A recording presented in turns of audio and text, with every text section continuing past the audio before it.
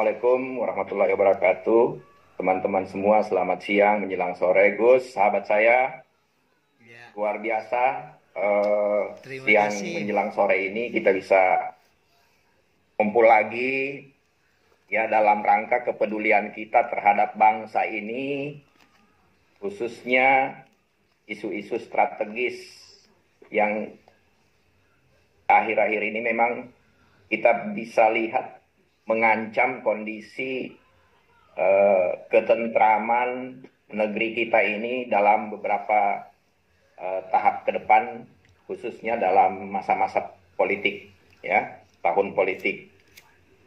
Saya bangga karena ada sepuh-sepuh senior di sini, pembicara-pembicara senior dari tadi PGI sudah berbicara dan sahabat-sahabat saya yang lain, saya lihat ada beberapa yang hadir, ya, tidak bisa saya sebutkan satu persatu, tetapi bagi saya hanya mau fokus terkait dengan konsistensi negara berikut, ya, jaminan negara terhadap hak-hak rakyat. Jadi alas dasar hak rakyat itu betul-betul harus dijamin. Dan demikian juga sebaliknya, ada kewajiban masyarakat, ada kewajiban negara yang harus seimbang. Mungkin ada materi sedikit, MC mungkin bisa, hostnya bisa tayangkan sedikit materi slide yang sudah saya sampaikan. Mudah-mudahan lewat simple slide ini itu bisa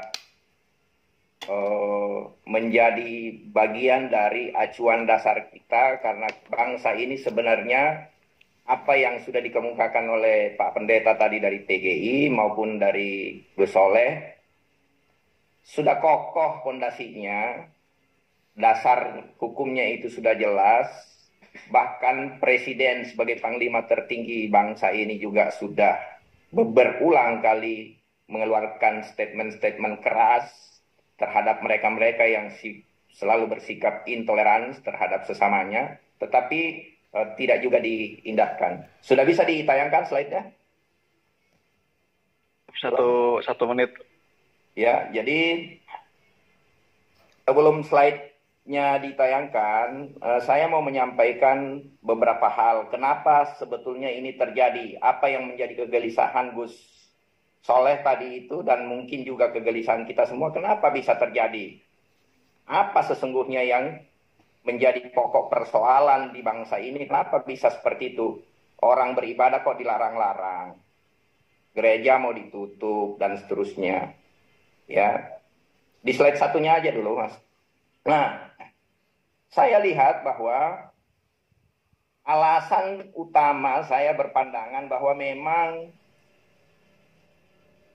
polisi sebagai bagian dari pilar utama keamanan dan ketertiban di wilayah teritorial, baik itu di level paling kecil di tingkat desa kelurahan, ada Kamtipmas dan seterusnya. Lalu kemudian kecamatan, kabupaten, kota, provinsi. Ini polisi sebagai bagian utama, ya, dari jaga ketentraman dan ketertiban masyarakat, dan harus menjamin terkait dengan pelayanan ibadah terhadap semua elemen masyarakat etnis, baik itu yang Muslim, yang Kristen, yang Hindu, Buddha, dan semuanya tidak boleh ada pengecualian.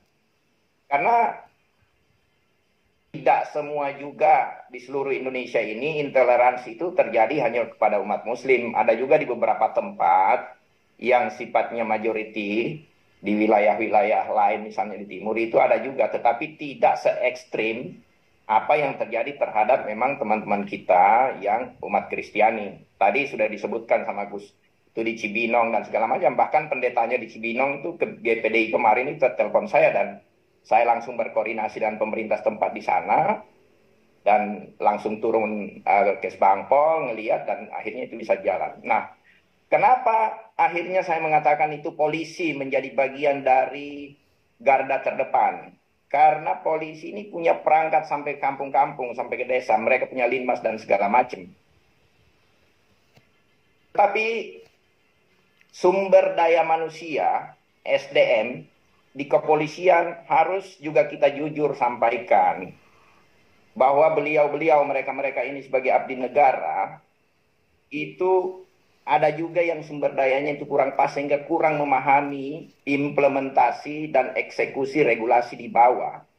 Metodologi dan mekanismenya karena kepemahaman regulasi ini yang sangat-sangat terbatas. Bayangkan seorang polisi di level polsek dan polres ingin bersekolah lalu kemudian dia lebih spesifik untuk memiliki pengetahuan yang lebih spesifik terkait dengan hukum dan penanganan permasalahan di masyarakat, tapi dia harus bayar luar biasa. Ya, padahal ini kan harusnya kehadiran negara memberikan ruang buat mereka, disekolahkan, difasilitasi secara gratis, karena ini adalah tugas. Jangan lagi suruh bayar-bayar. Nah, jadi sumber daya polisi ini kan susah. Dia tidak sebanding dengan tantangan yang dihadapi di lapangan. Cara penanganan kasus dan permasalahan itu pendekatan-pendekatan itu tidak sekomprehensif dengan ekspektasi yang kita inginkan dari profesionalisme seorang polisi. Jadi, kritik ini tentu menjadi bagian dari kita yang ada di sini.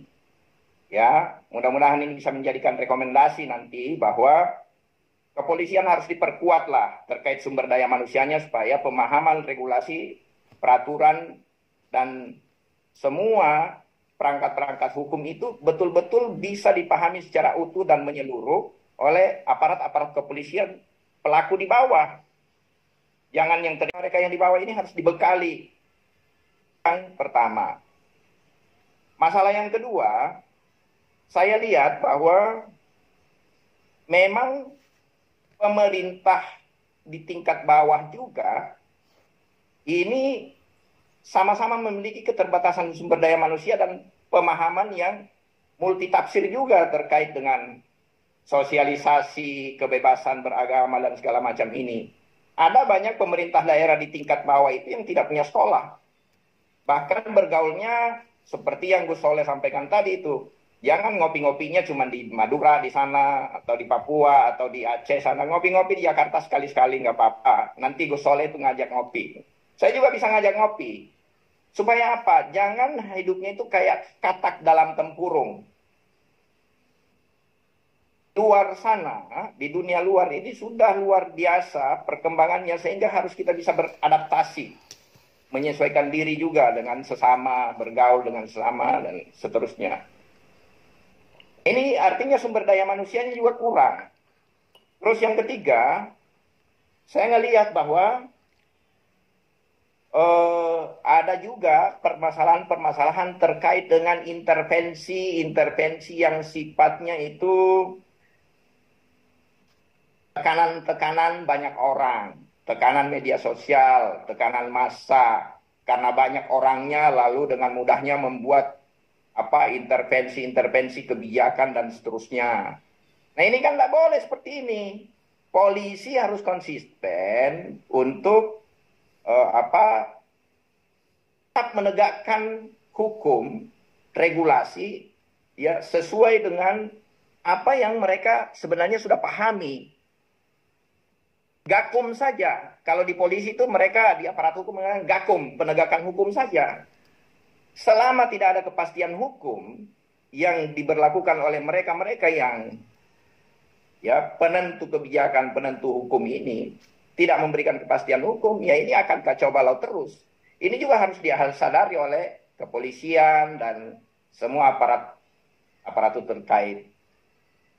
Nah, ada juga faktor lain yang saya lihat memang karena ini terkait dengan etos kinerja aparat. Mereka berpikir, ya yang penting kan saya digaji, sehingga kerjanya pelet-pelet saja. Kalau saya melakukan ini dan itu nanti berisiko, staf dapur saya bisa terganggu dan segala macam. Ya mindset lah. Padahal justru itulah dia dibayar menjadi bagian dari abdi, ya, abdi negara ini, untuk menegakkan, untuk menjadi bagian dari penegasan-penegasan itu, gitu loh. Nah, faktor lain saya lihat juga ya bahwa ada unsur bahwa karena memang tadi sumber daya manusianya kurang, etos kerja menjadi kurang, lalu kemudian juga dari sisi prestasi tentu tidak memadai, lalu kemudian income-nya juga tidak se-accelerate yang diekspektasikan, padahal tantangan dan tugasnya itu banyak membutuhkan cost, banyak membutuhkan biaya. Nah, karena kebutuhan-kebutuhan biaya ini ya udah, siapa yang punya duit, siapa yang bisa membiayai, siapa yang bisa ngajak-ngajak ngopi yang berlebih, bukan secangkir dua cangkir yang dimaksudkan Gus Soleh tadi, ya kira-kira cenderung berpihak ke sana. Artinya ini tidak murni juga karena kejahatan. Ini ada permasalahan ekonomi di situ yang sifatnya terbawa-bawa, bahwa di rumah harus tetap berasap. Jadi kayaknya ada yang ngajak saya minum kopi, ya udahlah, diatur-atur damai, udah minta maaf di tempat, udah selesai. Nah, ini kan tidak bisa seperti itu mental-mental polisi, ya, oknum-oknum polisi kita. Dan nah, dengan kondisi seperti ini, di mana dong effort kita buat dari masyarakat? Kita kan harus memperkuat ini kepolisian. Ya, saya nanti akan minta ke Gus Soleh, mudah-mudahan dalam acara ini itu kita harus bisa membuat rekomendasi, memberikan penguatan kepada polisi. Ya, biar polisi-polisi kita ini betul-betul kokoh, dibuat pelatihan-pelatihan, ya, yang sifatnya itu jangan dikasih bayar lagi kalau itu untuk mengemban tugas negara, mengemban karir mereka. Karena untuk masuk polisi aja kan orang-orang pada tahu hari ini itu masih ya bertebaran juga tuh, harus bayar mahal dan segala macam. Jadi ada mental korupsi yang akhirnya juga bagian dari permasalahan ini. Tidak bisa ditutup-tutupin seperti itu. Nah, saya ngelihat bahwa melalui slide yang kita lihat di dalamnya undang-undang yang mengatur terkait dengan kebebasan, ya, diskriminasi dan ras etnis itu sudah diatur, ya. Undang-undang, ya, Republik Indonesia itu nomor 40 tahun 2008. Itu ada di pasal 4 dan pasal 16 tentang penghapusan diskriminasi dan etnis. Coba Mas, bisa kita lihat di slide yang kedua, ya, yang di bawah, itu di bab, ya, nggak apa-apa ini numpuk, ya, di bab 8 ini, untuk pasal, ya, 4, ini kan jelas di situ, dijelaskan di situ bahwa, ya, pembatasan atau pemilihan berdasarkan pada ras dan etnis yang mengakibatkan pencabutan atau pengurangan pengakuan, ya, perolehan dan pelaksanaan hak asasi manusia dan kebebasan dasar dalam suatu kesetaraan di bidang sipil, politik, ekonomi, sosial, dan budaya.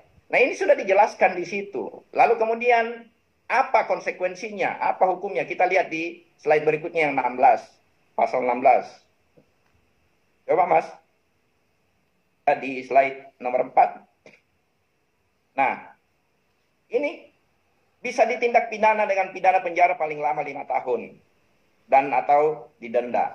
Nah, sebenarnya kalau semua aparat hukum konsisten saja menjalankan ini, saya pikir selesai. Gakum penegakan hukum ini selesai. Permasalahannya ini terjadi pembiaran-pembiaran yang seperti yang saya ceritakan di awal tadi. Kalau itu bisa dilakukan dan konsisten, berikut sumber daya yang mumpuni, peralatan-peralatan untuk deteksi dini, preventifnya dan segala macam itu bisa dini, ya ini semuanya bisa selesai, tidak perlu lagi membuat, ya, tadi ada saran, mungkin impres, bahkan itu ada yang mengatakan undang-undang lain dan segala macam di sini. Sebetulnya kita sudah cukup. Tetapi kalau misalnya memang ini dianggap kurang sakti, ya kurang kuat, ya tidak ada juga salahnya lewat legislatif, lewat eksekutif kita ini, kita bisa dorong. Nah, mungkin Bapak Ibu sekalian, teman-teman semua, Gus Soleh, saya bangga sekali hari ini itu kita bisa bisa ketemu seperti ini, tetapi bukan hanya sekedar webinar, saya bersedia untuk menjembatani permasalahan-permasalahan yang terjadi di beberapa tempat, dan saya juga sudah lakukan ya. Selama ini ada banyak gereja-gereja yang datang ke saya, ya termasuk di Cilengsi kemarin itu, dan alhamdulillah puji Tuhan itu bisa selesai lewat pendekatan-pendekatan yang baik dan penegakan hukum. Jangan ada orang yang merasa dirinya itu lebih hebat daripada yang lain. Yang menjadi masalah ini kalau misalnya di internal kepolisian juga itu tafsirnya beda. Pemahamannya beda terkait dengan suatu produk, regulasi undang-undang ini. Bayangkan coba teman-teman bisa perhatikan yang viral 1-2 hari ini masalah debt collector. Kapolri sudah ngomong A, Kapoldanya sudah ngomong A, dengan tiba-tiba ada tuh oknum dari salah satu kepolisian ngomong, oh bisa diambil di jalan itu kan ini titip, kalau tidak ini barang saya ya udah dikasih di jalan, yang penting jangan ribut-ribut. Lah ini pemahamannya undang-undang fidusia ini gimana? Ya multitafsir yang seperti ini, sumber daya manusia di internal kepolisian memang ini betul ada. Kalau saya sih mau minta sarankan ini, untung saya belum japri itu Pak Kapolri itu. Ya. Dipecat aja tuh polisi-polisi yang punya pemahaman yang akhirnya itu bertentangan tafsirnya di Kapolri dengan Kapoldanya. Ini bahaya sekali karena dampaknya luar biasa di masyarakat gitu loh. Mungkin hanya itu dulu pengantar dari saya Pak Bapak Ibu sekalian, Gus Soleh, teman-teman semua semangat, dan terima kasih. Di seluruh Indonesia mari kita jaga ketentraman, kenyamanan beribadah untuk masing-masing saling menghormati di semua unsur, ya di semua agama saling menjaga supaya di tahun politik 2024 ini ya itu tetap kondusif dan kita semua menjadi bagian dari orang yang menorehkan sejarah perjalanan bangsa, bahwa generasi kita ini adalah bagian dari orang yang mensukseskan menuju Indonesia Emas 2045. Wabillahi taufik walhidayah.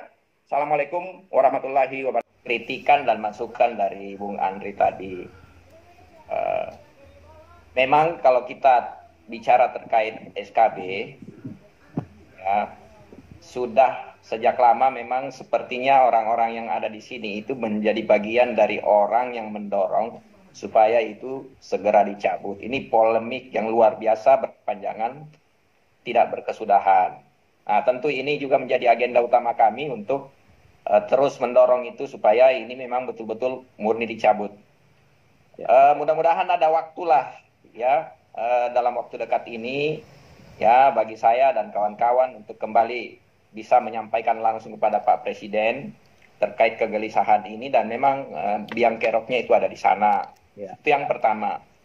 Yang kedua, saya sepakat bahwa masalah sumber daya manusia sebetulnya bukan hal yang utama seperti yang di awal-awal tadi itu kalau kita bicara cluster-cluster di level yang sifatnya itu eksklusif di level kementerian, ya Polri, di Mabes Polri, Polda, sebenarnya seperti itu sudah pada paham semua. Tetapi kita bicara ini terkait dengan tingkat eksekusi di lapangan, di klaster-klaster, di tingkat RT, ya, tingkat RT, tingkat RW, tingkat desa, tingkat kelurahan.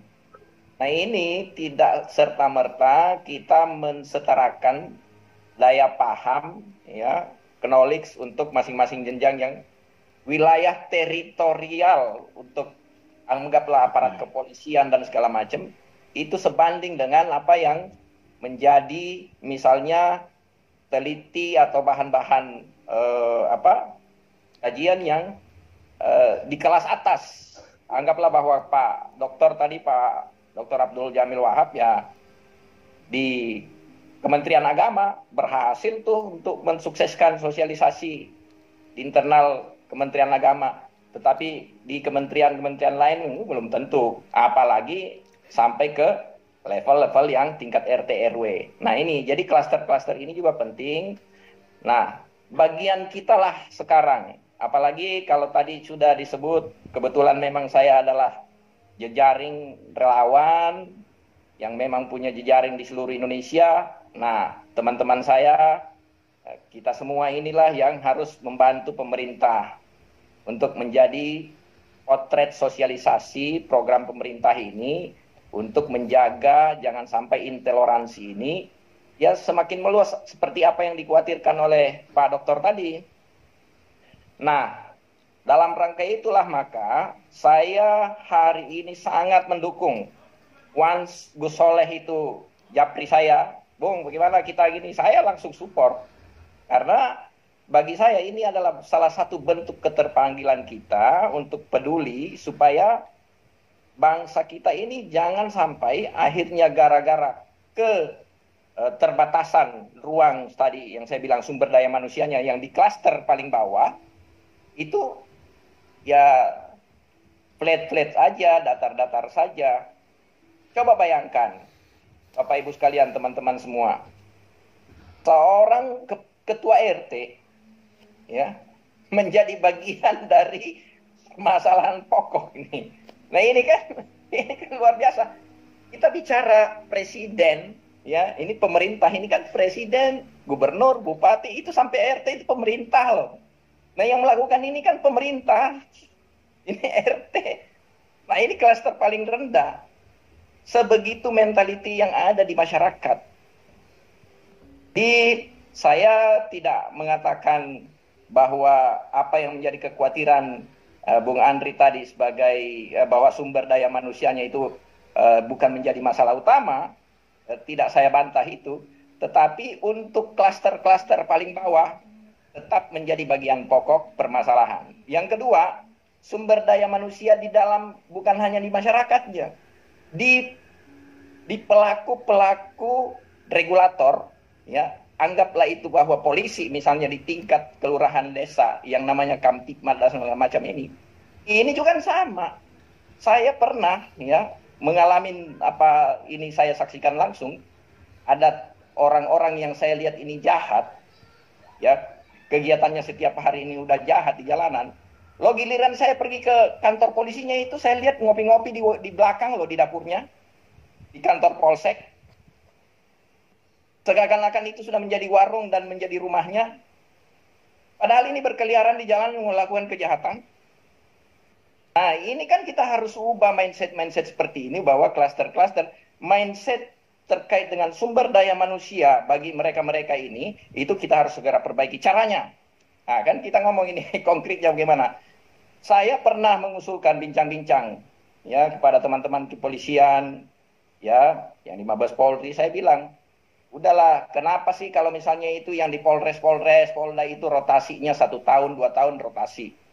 Sudahlah yang polisi apa itu di bawah-bawah itu juga kasih taruh di Papua sekali-sekali lah, di Maluku, rotasi lah mereka-mereka semua itu.